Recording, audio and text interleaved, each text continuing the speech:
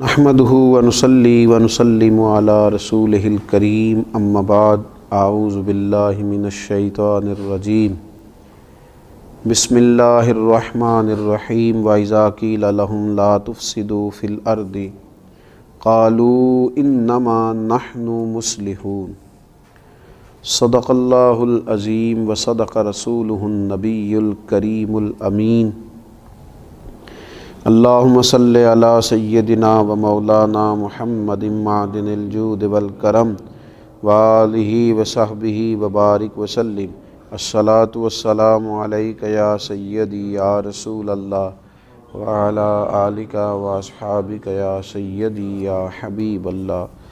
حمد و صلاۃ کے بعد روحانی مسائل میں سے ایک بڑا مسئلہ ہوتا ہے تملق کا مسئلہ، چاپلوسی کرنا۔ کسی بھی بلند مرتبہ شخصیت کو یا صاحب منصب کو دیکھ کر اس کی چاپلوسی کرنا، اس طرح عاجزی کرنا کہ اس سے اپنے مفادات نکلوائے جا سکیں، یہ ہمارے دور کا بڑا سلگتا ہوا مسئلہ ہے۔ ہمارے ہاں تو جو زیادہ اچھی وزارت لینا چاہے اس کے لیے زیادہ اچھا چاپلوس ہونا ضروری ہوتا ہے۔ حضرت سعدی شیرازی رحمۃ اللہ علیہ فرمایا کرتے تھے کہ لکڑی کو گھن کھاتا ہے، بڑے لوگوں کو چاپلوسی کھا جاتی ہے، خوشامد کھا جاتی ہے۔ چاپلوسی کرنا، جھوٹی تعریفیں کرنا، یہ روحانی مسائل میں سے ایک بڑا مسئلہ ہے۔ اللہ تبارک و تعالیٰ نے قرآن مجید میں منافقین کی ایک بات کا ذکر فرمایا۔ وَإِذَا قِيلَ لَهُمْ لَا تُفْسِدُوا فِي الْأَرْضِ، جب ان سے کہا جائے نا کہ زمین میں فساد نہ پھیلاؤ، قَالُوا إِنَّمَا نَحْنُ مُصْلِحُونَ، کہتے ہیں ہم تو سنوارنے والے ہیں، ہم تو صلح جو لوگ ہیں۔ حضرت صدر الافاضل رحمۃ اللہ تعالیٰ علیہ ارشاد فرماتے ہیں کہ کفار سے میل جول رکھنا، ان کی خاطر دین میں مداحنت کرنا، اہل باطل کی چاپلوسی کرنا، ان کی خوشی کے لیے صلح کل بن جانا، اظہار حق سے بچنا، یہی تو منافقین کا طریقہ ہے کہ مسلمانوں کے پاس آتے تھے تو ان کی خوشامد کرتے تھے، ادھر جاتے تھے تو ان کی خوشامد کرتے تھے، جب کہا جاتا تھا فساد نہ کرو تو کہتے ہم تو صلح کرنے والے ہیں، گویا دونوں گھروں کو راضی رکھنے والے ہیں۔ چاپلوسی کرنا، خوشامد کرنا اور ناجائز کرنا۔ اگر آپ کسی شخص کو اچھا جانتے ہیں تو اس کے لیے خیر کے جملے کہیں، لیکن اس کی پشت کے پیچھے بھی تو کہے جا سکتے ہیں۔ ہمارے زمانے کے اندر منہ پر تعریفوں کے لمبے پل ہیں، لمبی باتیں ہیں، لمبی تعریفیں ہیں، لیکن پشت کے پیچھے اللہ اکبر، یہ وہی لوگ ہیں جو سامنے بڑی تعریفیں کر رہے تھے، لیکن جب وہ شخص چلا گیا تو پھر ان کا ذوق ہی بدل گیا۔ تو یہ ایک بڑا عجیب مسئلہ ہے۔ یہ کون لوگ کرتے ہیں یہ کام؟ زیادہ تر یہ وہ لوگ کام کرتے ہیں جن کی طبیعت آرام پسند ہوتی ہے، خود محنت نہیں کرنا چاہتے، کسی کی چاپلوسی کر کے، کسی کی خوشامد کر کے اپنے معاملات زندگی چلانا چاہتے ہیں، خود مشقت کا رستہ اختیار نہیں کرتے۔ کچھ لوگ ایسے ہوتے ہیں جنہیں منصب چاہیے ہوتا ہے تو وہ کسی صاحب منصب کی اتنی رج کے تعریف کرتے ہیں، اتنا اس کے پیچھے چلتے ہیں، اتنا آگے لے جاتے ہیں، اس کی کسی غلطی کو غلطی ماننے کو تیار نہیں ہوتے۔ صرف اتنی بات ہوتی ہے کہ اس صاحب منصب کے ساتھ ملوں گا تو کوئی چھوٹا موٹا عہدہ مجھے بھی مل جائے گا۔ کچھ لوگ اس لیے چاپلوسی کرتے ہیں کہ انہیں شہرت کی ضرورت ہوتی ہے، انہیں چاہیے ہوتا ہے کہ میرا بھی نام ہو جائے، کسی بڑی جماعت کے نمائندے بن گئے، کسی بڑے آدمی کے نمائندے بن گئے تو اس کی جائز ناجائز ترجمانی کر کے وہ کیا کرتے ہیں، وہ اپنے لیے شہرت کا سامان اکٹھا کرتے ہیں۔ یہ لوگ ایسے ہوتے ہیں کہ جن کی پھر کوئی اپنی زندگی نہیں رہتی، کوئی اپنی شخصیت نہیں رہتی، کوئی ان کا اپنا وقار نہیں رہتا۔ ہاں، اگر تم نے تعریف کرنی ہے، اگر تم نے کوئی بات کرنی ہے تو رب رسول کی کرو، حضور کے صحابہ کی عظمت بیان کرو، نبی پاک کی اولاد پاک کا ذکر کرو، اولیاء اللہ کا ذکر کرو، دین اسلام کی تعریف کرو، دین کی حمایت کرو، دین کے بارے میں لوگوں کو آگاہی دو۔ اور پھر ڈھیر سارے لوگ ایسے ہوتے ہیں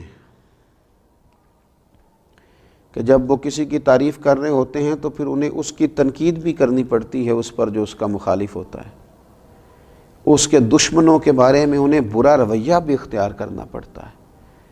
اس کا لازمی نتیجہ یہ نکلتا ہے کہ پھر یہ عداوتیں پھیلاتے ہیں، نفرتیں پیدا کرتے ہیں، بہت سارا نقصان ان کی وجہ سے ہوتا ہے۔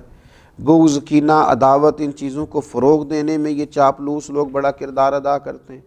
تو اپنی زندگی میں بندہ وقار والا بنے۔ ہاں کوئی شخص اگر صاحب کمال ہے، اس کی تعریف کی جائے، اس کے لیے خیر کا جملہ کہا جائے، لیکن اتنا جس حد تک کہ وہ ہے۔ بریلی شریف کے بہت بڑے بزرگ تھے، شیخ الحدیث حضرت مولانا تحسین رضا صاحب رحمۃ اللہ تعالی علیہ۔ مجھے کچھ ان پر لکھنے کا موقع مل رہا تھا تو میں نے لکھ دیا کہ حضرت تہجد کے وقت اٹھتے ہیں، تہجد پڑھتے ہیں۔ میری ان سے بڑی عقیدت تھی۔ تو حضرت صدر العلماء رحمۃ اللہ تعالی علیہ مجھے فرمانے لگے، مجھے فون آیا ان کا، کہنے لگے میں تہجد کی نماز نہیں پڑھتا، میں رات کو دیر تک مجھے مطالعہ کرنا پڑتا ہے، صبح چونکہ مجھے اسباق پڑھانے ہوتے ہیں تو میں رات ہی کو کچھ نوافل ادا کر کے لیٹتا ہوں۔ الحمدللہ سالوں بیت گئے ہیں، فجر کی نماز تو کیا جماعت بھی میری کبھی قضا نہیں ہوئی، جماعت سے فجر پڑھتا ہوں، لیکن تہجد میں پابندی سے نہیں پڑھ پاتا، میں اٹھتا ہوں۔ وہ بات لکھو جو خوشامد کے دائرے میں نہ جائے، جو ایسی نہ ہو جو خلاف واقعہ ہو۔ ہمارے بزرگ اس کو سختی سے ناپسند کرتے، سختی سے۔ ہم نے دیکھا کچھ مشائخ کو دیکھا، اگر کسی شخص نے مبالغہ آرائی کے ساتھ ان کی تعریف کی تو انہیں روک دیا، انہوں نے کہا نا بھائی میں اس منصب کا اہل نہیں ہوں، مجھے صرف وہ کہو اس منصب کا میں اہل ہوں۔ لیکن یہاں خوشامد ہے کہ بڑی لمبی چوڑی ہے۔ اللہ کے پیارے رسول صلی اللہ تعالیٰ علیہ وآلہ وسلم نے ارشاد فرمایا، جس نے کسی غنی کی مالدار کے لیے، حضور فرمانے لگے جس نے کسی مالدار کے لیے عاجزی اختیار کی اور اپنے آپ کو اس کی تعظیم اور مال و دولت کے لالچ کے لیے بچھا دیا، صرف مال کی وجہ سے، دولت کی وجہ سے اپنے آپ کو اس کے سامنے بچھا دیا، تو حضور فرماتے ہیں ایسے شخص کی 2/3 غیرت اور دین کا آدھا حصہ جاتا رہا۔ 2/3 غیرت چلی گئی، آدھا دین چلا گیا، کیونکہ اس نے مالدار کے سامنے خوشامد کر دی، اس نے جناب اس کے سامنے اپنے آپ کو جھکا دیا۔ ہاں ایک جگہ خوشامد کرنے کی اجازت دی میرے نبی پاک صلی اللہ تعالی، حضور نے اجازت دی۔